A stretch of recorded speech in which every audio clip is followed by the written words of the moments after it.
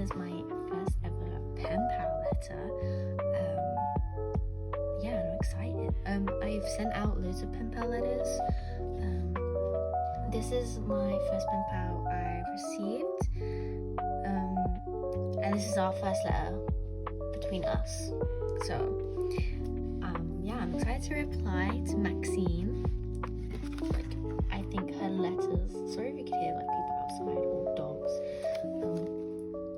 Yeah, I love her style. It's so cute and aesthetic. I just love it. She's from the Philippines. I love all these stamps. I can't wait. I am gonna have to take all these stamps off because I collect stamps. Not in a like, I don't know, stamps worths or anything like that.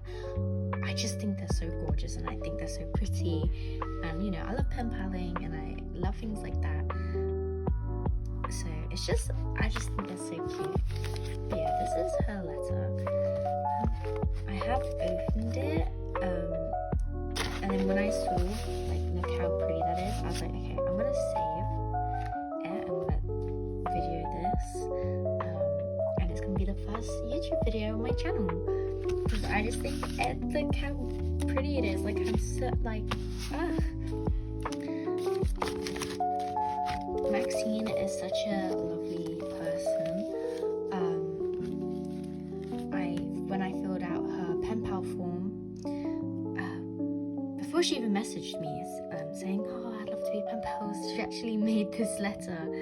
And then she was like, oh, I was too excited and I already made it. Like, we had so many things in common and I was just excited. And I was like, oh, she sounds like the sweetest person ever. Yeah. Also, ignore my 2 nails that I'm missing. Just ignore that. And I was like, oh, she's so sweet. I should just get into it. I feel like I'm talking a lot. I just love her style. I like to sort of do my pen pal letters in a style I think my pen pal will like, because I don't necessarily have a style. I love every style. I love like the decor, I think it's called style, vintagey style. I shouldn't really show you guys the letter. Her handwriting is so beautiful. I love this. My handwriting is just, it's kind of neat. What it isn't though, it is not consistent. My letters and my it's just not a pretty consistent handwriting style, but hers is so consistent and uniform. Wow. Yeah, so pretty. And I love the use of like the ribbon. Yeah, such a clever idea. Oh my goodness. Look how pretty this stick is, how she decorated it. This is such a cute little note as well. Like this part, that's so cute. I love the these are so cute. Oh my god, I love little tiny stickers like this that you can use to decorate. I'm gonna quickly read this letter and I'll just get back to you. Thank you, Maxine. I can't wait to reply. There's so many like questions and things. Like I have a lot to say to you for us to discuss, because we do have a lot in common, and that's just so exciting. I love that in a pen pal. I love that. Yeah. She gave me a never have I ever, and this with that. And then she's so kind. She gave she also gave me some extras. This is such a cute envelope.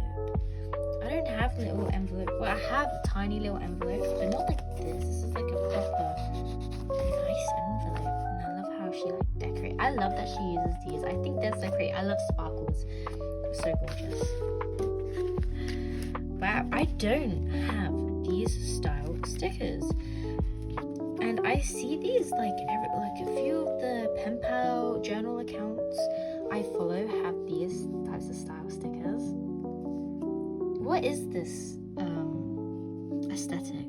I don't know. It's like, reminds me of like 2000 video games. I've got this one, like 3D. Okay, my dog in the background.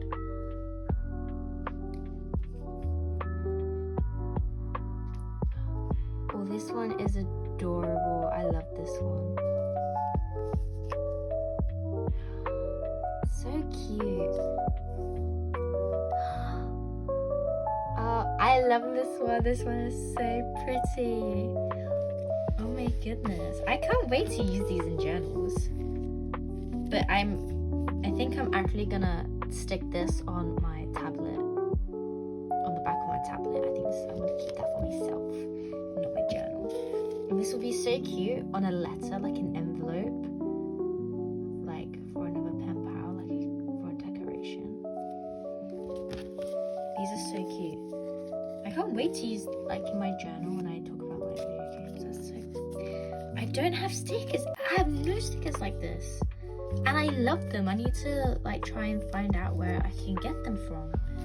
And I love this sticker, and I don't have any stickers like this for some reason. Like, why do I not own any of these stickers? I own so many like real life looking stickers. You'll see when I start. Did I see this one? Oh, how cute. She's crying.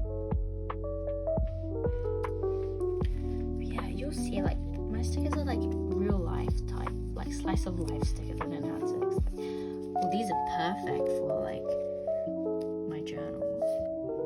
Wow, these are so cute.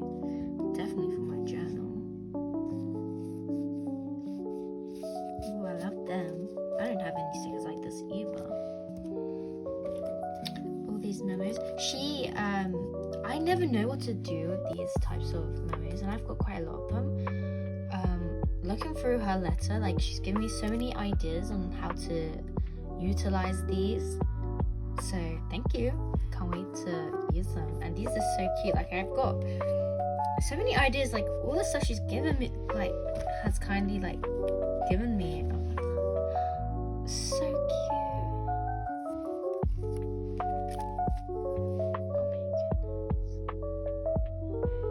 Oh my goodness. These are like so good for like collages. Because they're just like the perfect size. Sort of like, you know. Wow. So cute. She's got the cutest stationery. Which is so adorable. I love memory pads. I love papers. This is so cute. Oh my God. She's given me quite a few of these ones. She must have known that I would have absolutely loved this. This is one of the kids. I think this is my favorite memo. This is so cute. This is perfect for my journal. And if you would like journal videos, please tell me and I'll do them.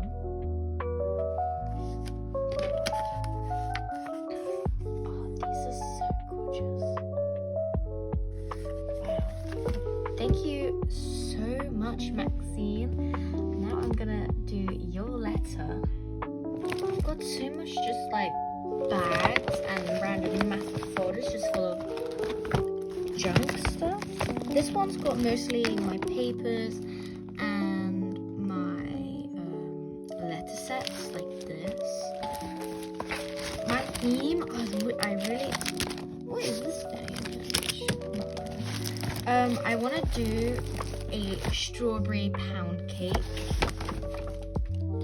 theme. That would be very lovely to do. Oh my God. So, I've just been going through my junk box, which is just like bits and pieces of whatever I find out anywhere that I want to use. And I found a lot, but it was so hard to find a lot. So I'm kind of struggling on what envelope, because I like to decorate the envelope first. So I've got these big envelopes and they're all different colors. I have these, and I'm like, what size should I do? Should I just do like a little small one with a brown envelope, or a big brown envelope, which I like to do where I can get into a small one? That's too tiny. I don't think I'm actually gonna do that one. Then I've only got a few of these envelopes. really nice creamy envelope, like nice quality envelope. Should I do it in this? And I actually really like this one. And I know what type of thing I want to do. I want to do like a card. Like I want to use something like this. I have normal square ones, but I have these ones. And these ones have, I've actually used these for 2 of my pen pals already, which I just decorated this envelope and then had this. But I don't want to use a square, but I'm like, well, do I want to use this? Does this fit? That'll fit, and then that's got a bit of space. This will fit, and I'm just, these are all the bits and pieces. Like, what would look better? Would look better on here. Like, I want to use this one. I just wish it was bigger. Can you hear my dogs being annoying?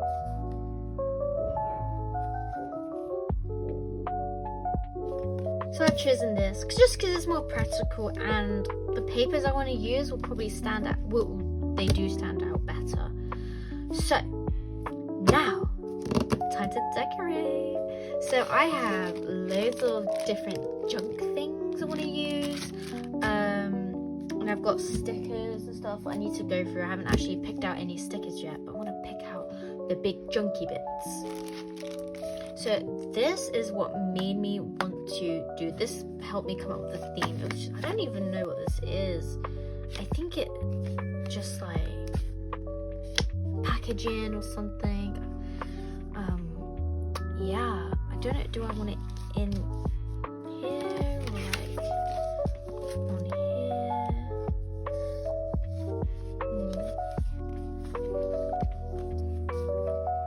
I'm gonna pretend it's there. And then I've got these. I think these are so cute. But is it the vibe of this letter? Where would I have this? Just like here. Yeah, that's cute. Okay. Let's go figure out what I want. I'm gonna do some cutting. I have these books, and then I've got this. I want to do a little recipe in the book for her in here. I'll do that later. Okay, I'm gonna quickly cut and do that.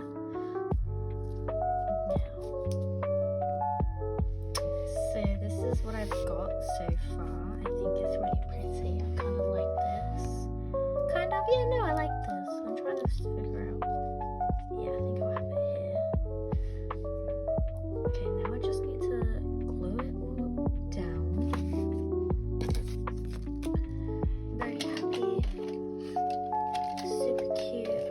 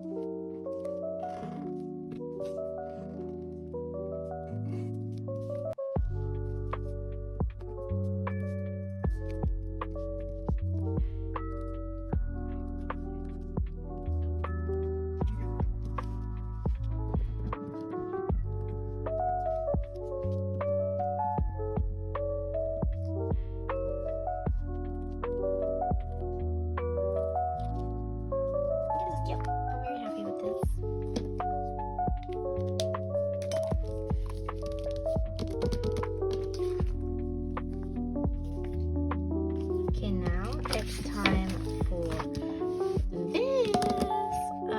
This is just going to be questions, playlist, answers, just like a little flippity floppity book. Let's decorate. I don't really know what to do for it.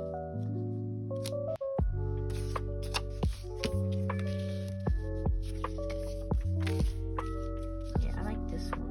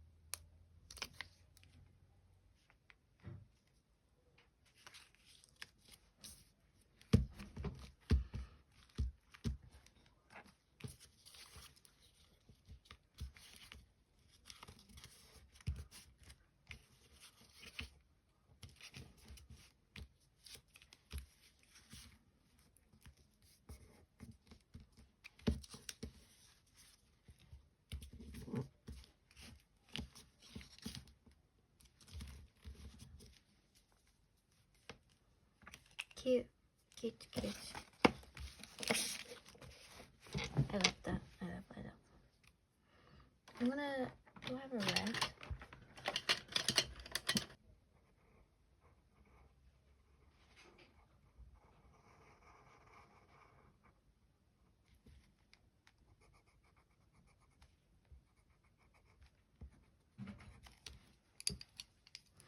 just something in the corner.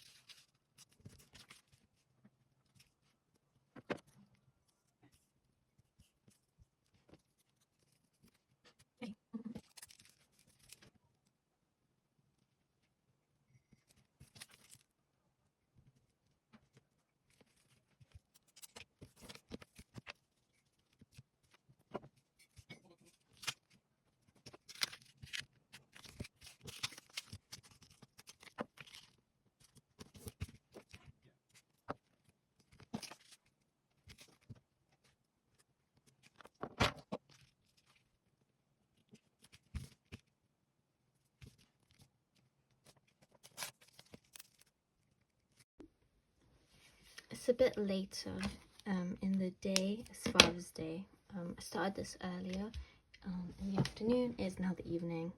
It's like, what time is it? It's 10:15. I don't know where it stopped because my phone just ran out of charge. So I was just like, you know what, I'll just like leave it. But this is what I've got. This is where I ended. I added like some white details. I added some washi tape because I was like, I'm not using any washi tape, and I have loads of strawberry washi tape. Like, I actually have another one of these and another one of these. Yeah, a white one of these and a red one of these, and I don't know where it's gone. And I've got like a strawberry, and I added a bit of washi tape because I feel like there wasn't enough strawberries to be like, oh, this is a strawberry themed. It's not strawberry themed, it's strawberry pound cake themed. But it might be strawberry tart themed, I don't know. But yeah, I added some more washi tape. But yeah, I'm just gonna continue decorating.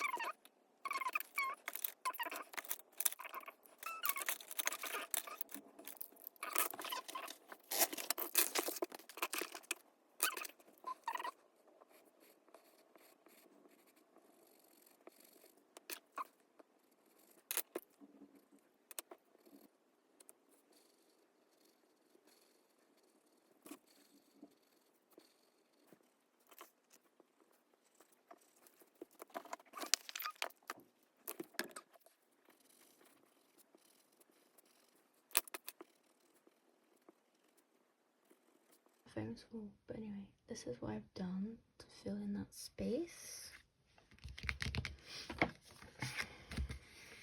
I'm gonna figure out what I want to do at the back.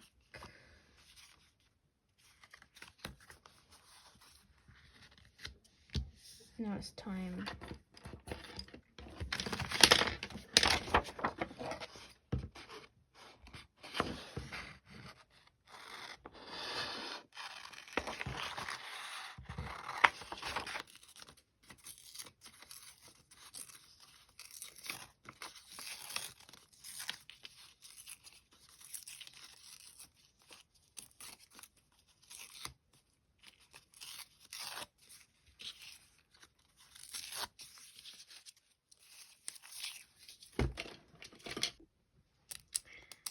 It stopped again. I had to delete more stuff. I don't know where it ended, but I ended up just like filling it in. I did a playlist, questions, and movie recommendations. These are just like my favorite childhood movies I still watch to this day. The Labyrinth, The Labyrinth, Monster Squad, Hoodwinked, and Swan Princess. Now I'm trying to figure out what to do at the back, what I want.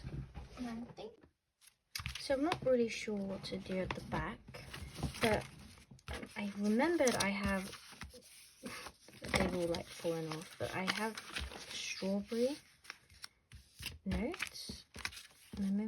Remember? Look how cute they are. So maybe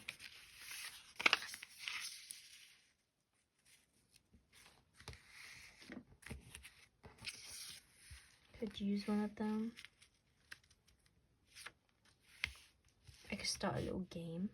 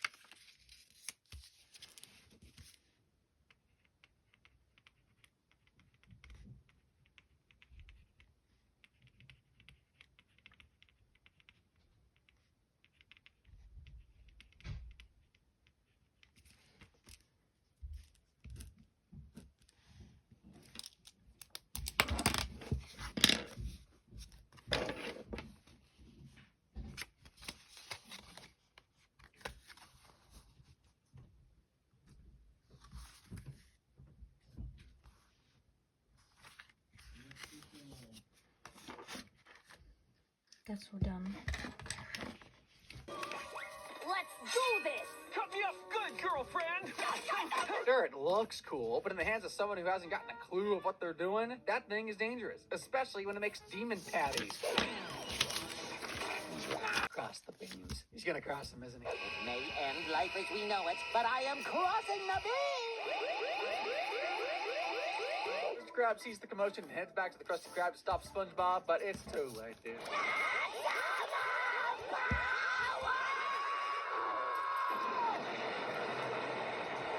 SpongeBob blasts the town to Kingdom Come, but I know what you're all thinking. Did he at least clean the plate? Oh, this time you done it, boys. The platter's all clean, Mr. Krabs. I'll clean your platter. You gotta remember the Bikini Bottom isn't small, and totally scorching the plate like SpongeBob did here is left standing in the episode Dying for Pie. And it starts when Squidward is ordered by Mr. Krabs completing Sponge's bucket list. You sure you should be poking it like that?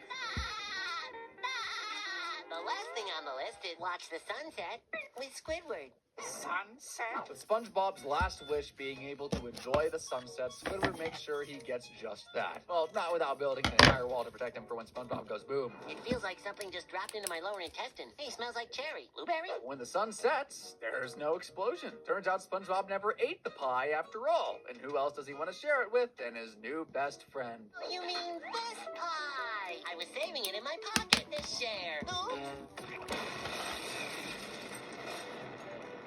The whole town is blown to smithereens because SpongeBob didn't watch his step. I mean, to be fair, he didn't know it was a bomb pie, but gotta blame someone, and I'm blaming him. Cut him some slack. Maybe we could put part of the bill onto Squidward, but that ain't no fun. But yeah, the whole place is gone. All the homes, restaurants, other buildings, 20,000 of them all gone. Now rubble. Considering you're...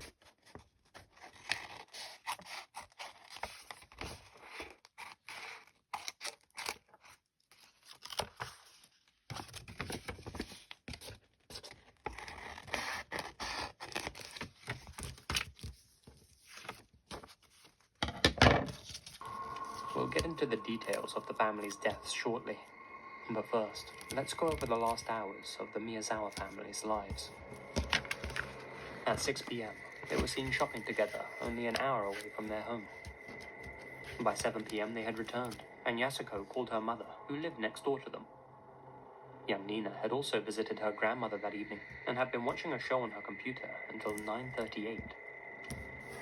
At around 10:45 p.m., when the whole family was at home, Mikio's computer received an email that required a password to open.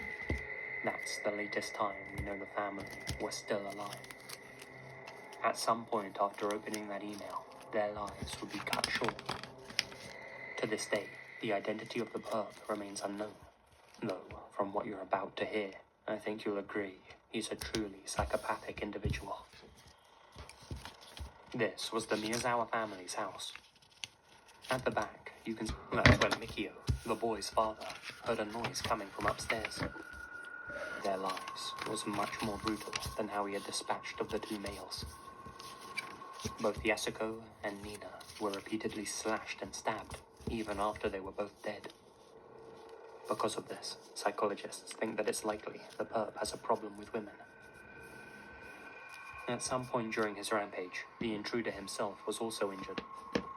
His blood was found on bandages at the scene. Now, as if they included sneakers in Korean sizing, a down jacket, a hat, a handkerchief, so deep you could see bone.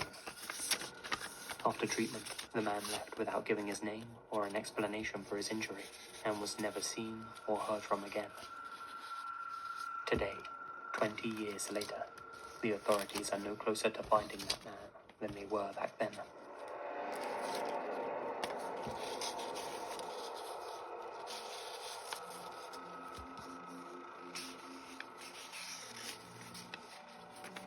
It's rare, but sometimes when I'm researching mysteries for these videos, I come across certain baffling cases that don't seem to make any rational sense whatsoever. Once I'm finished researching them, I'm left with more questions than answers. Well, this is an example of such a case. 21-year-old Blair Adams, a resident of Surrey, British Columbia, Wences. On July 9th, he was again caught by the description of a man suspected of an automobile theft. Despite the stolen vehicle being found abandoned nearby, Adams denied any involvement, and due to lack of evidence, was allowed to walk free, just not in the direction of the states. Ford altogether. The next day, on July 10th, Adams rented a car, a Nissan Altima, and was finally able to cross the border into the US. He made his way to Seattle and went straight to the airport, where he purchased a ticket to Frankfurt, Germany. In his past, Adams had a relationship with a woman from Frankfurt, who he hadn't contacted her prior to booking this ticket. What his plans were in Germany remain unclear, but whatever the case, Adams didn't end up catching a flight to Frankfurt. Instead, he changed his plans and traded his flight in for a new one-way ticket to Washington, D.C. He arrived in Washington, D.C. early in the morning and rented yet another car, this time a Toyota Camry.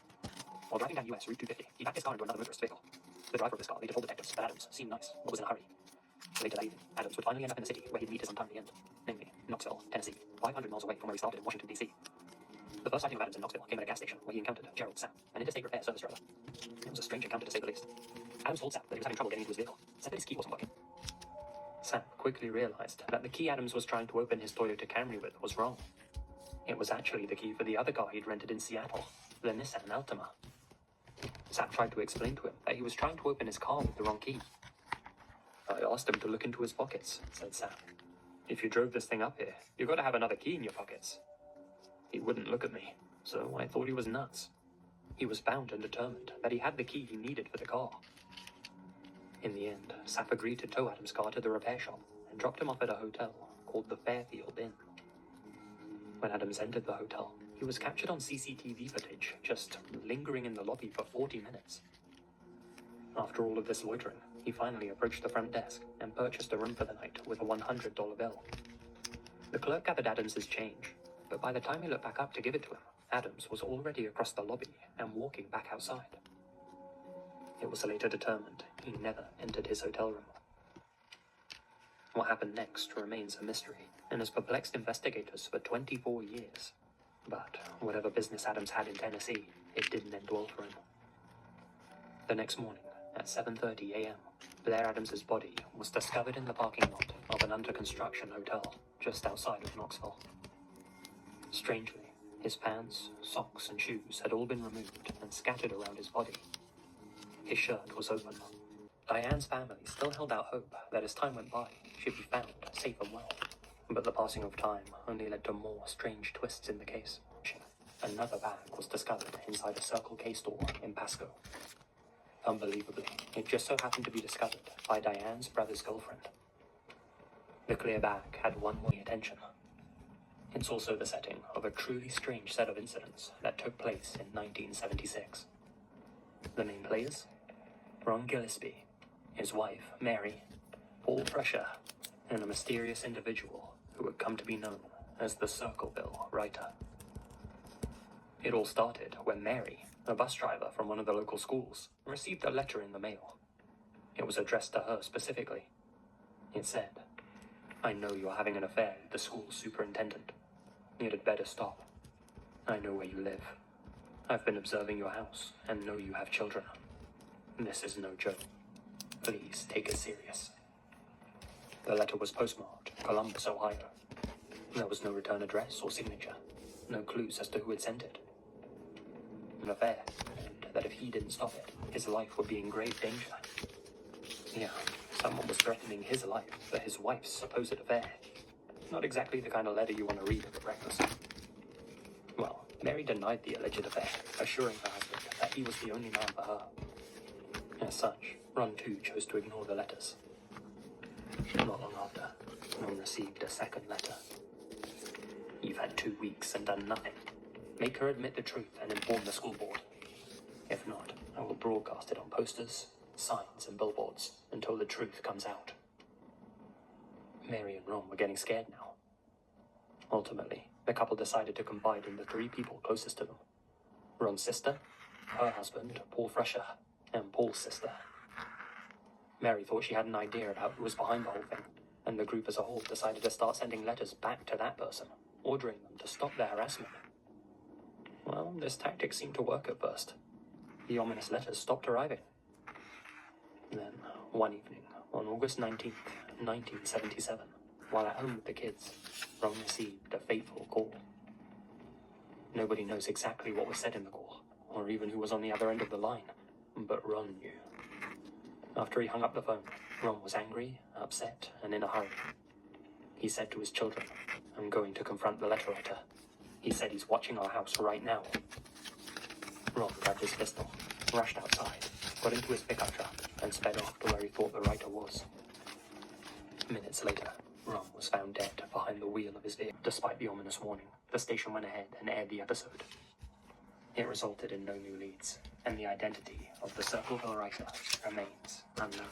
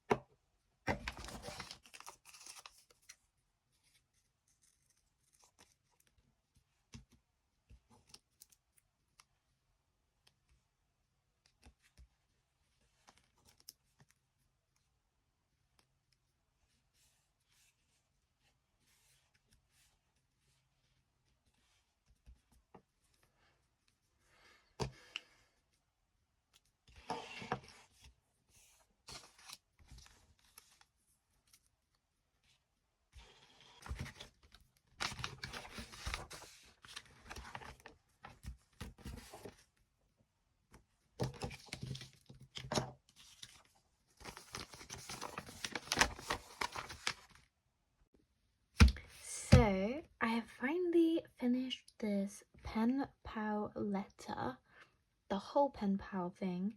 I actually wrote 2 pages. I almost wrote 3, but when I got to here, I was like, you know what, I should just stop. Just end it here. Don't want to give her too many, because this is obviously our first letters to each other. Don't want to overwhelm anyone. I do love a nice long letter though. I'm just going to fold it.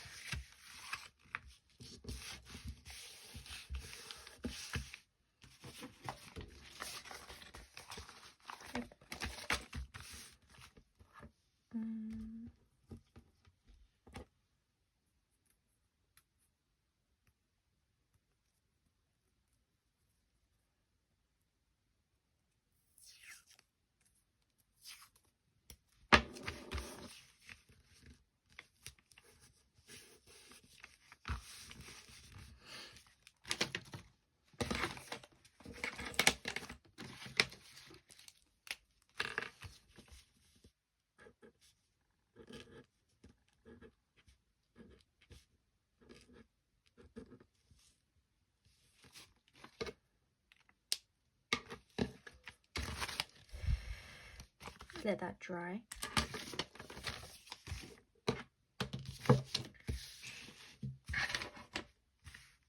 Now I'm just going to quickly show you my whole pen pal. So this is the envelope. So pretty. So pretty. I'm very happy how it came out. Let me open it. So these are my answers to her never have I ever's and this or that.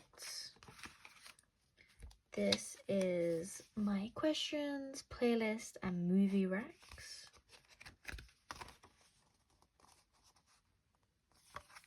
And then a tic-tac-toe. And here are the goodies.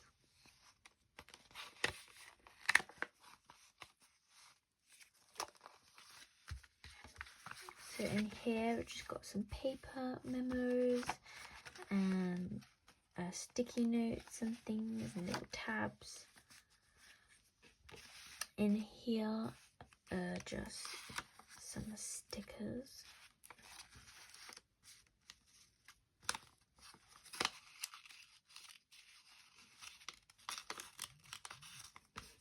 And then a washi tape sample.